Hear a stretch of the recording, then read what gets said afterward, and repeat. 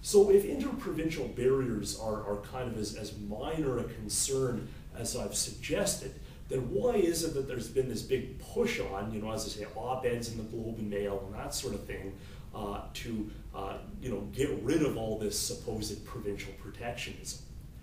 Well, I think one part of it is kind of an offshoot of the international trade agenda. And here's where I'll do what your chair promised to kind of tie things into CETA, the Canada-EU trade agreement. One of the challenges for a federal country like Canada trying to enter these international trade deals is that the federal government can sign the treaty really easily, but it has very little ability to actually make provincial governments conform to it. And of course in Canada, a huge amount of public policy actually happens at the provincial level. So for example, if Danny Williams in Newfoundland reclaims some resources that used to be a concession to Abitibi-Bowater, and the company tries to challenge that under the North American Free Trade Agreement, what happens initially is it's not the government of Newfoundland that has to deal with it, it's the federal government that has to try to defend it. And ultimately, if the company is successful in this challenge, it's the federal government that has to pay the fine. So if you're the federal government, if you're Stephen Harper and you believe in this international free trade agenda, you want to have some kind of mechanism to push those same rules down onto the provinces. So that's part of what this internal trade within Canada business is all about, is taking the international trade rules and trying to actually apply them to provincial governments and municipalities and school boards and all of those sorts of entities. And in the case of the Canada-Europe trade negotiations, one of the main things that the European negotiators want and are quite explicit about wanting is access to provincial procurement.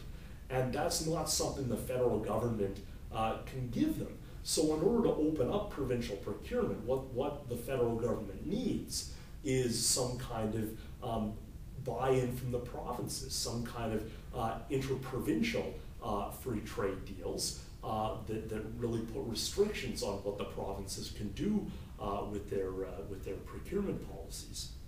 So that's one part of it, I think, is it's a way to kind of operationalize this international trade agenda at the provincial level.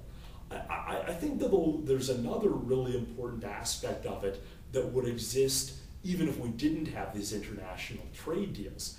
And that's the fact that a lot of regulations and standards and rules are a little bit different from one province to the next.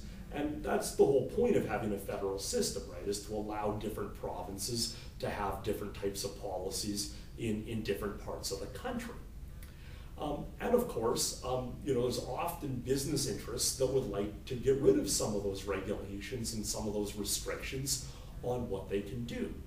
And a very easy way for them to challenge those regulations at the provincial level is to call them interprovincial trade barriers.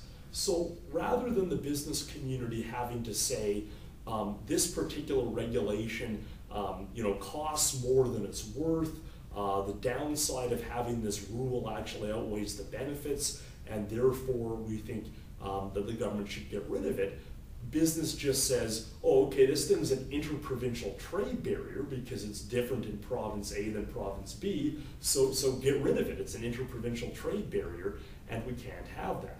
So I think that this whole discourse about interprovincial trade barriers is really a way for corporate Canada to get around the normal democratic debate about regulations, where they would have to challenge something on its own merits, and sometimes they win and sometimes they lose, to a situation where certain types of things are just outlawed altogether because they can be construed as interprovincial trade barriers. So in my judgment, those are the things that are really behind this whole internal trade agenda. So what is it that's really being proposed here? Well, what you had in the TILMA, the Trade Investment Labor Mobility Agreement, was not just a deal where the provinces committed not to have any trade barriers, but it was rather a system that set up this tribunal process where if a business or an individual thought that something in some way impeded their ability to move goods from one province to another or to make investments in a different province, they could go before this commercial tribunal that would sort of meet behind closed doors and challenge the government policy, and that tribunal would render a verdict and could actually fine the provincial government for up to $5 million.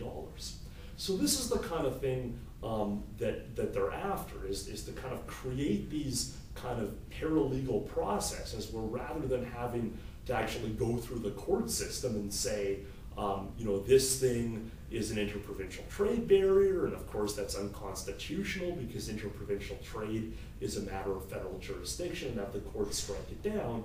There's this kind of other avenue, this kind of commercial tribunal that people can go through to challenge certain policies that they can allege are barriers and potentially get financial penalties out of it.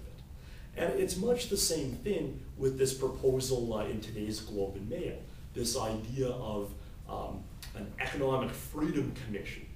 The idea here is that this would be a federal body whose job it would be to initiate and finance legal challenges against supposed provincial trade barriers.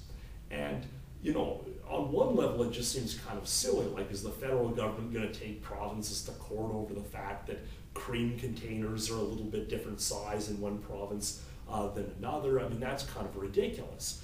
But of course, the fear is that once you set up this new federal bureaucracy that's charged with challenging provincial trade barriers, they're not going to be satisfied just dealing with cream containers. And the business community, which does actually want to challenge or weaken a lot of provincial regulations and standards, will make use of this thing as a vehicle to make those challenges for free. So that's really the kind of concern here. And it's once again, it's very similar to TILMA. It's kind of creating this new vehicle so that rather than having to go through the normal court system, it's really easy for business to kind of challenge anything that they can construe as an interprovincial trade barrier. And of course, the result of that could be that certain regulations might actually get struck down or weakened. But I think probably an even more serious concern is that even if that doesn't happen, putting that type of system in place has a chilling effect, where if you work for a provincial government, you're going to be very reluctant to strengthen any regulation or put in place a standard that's stronger here than in any other province, because you're afraid that that action might trigger either a challenge under TILMA if your province is signed on to that, or might challenge from this federal agency that the MacDonald-Laurier Institute is proposing to set up.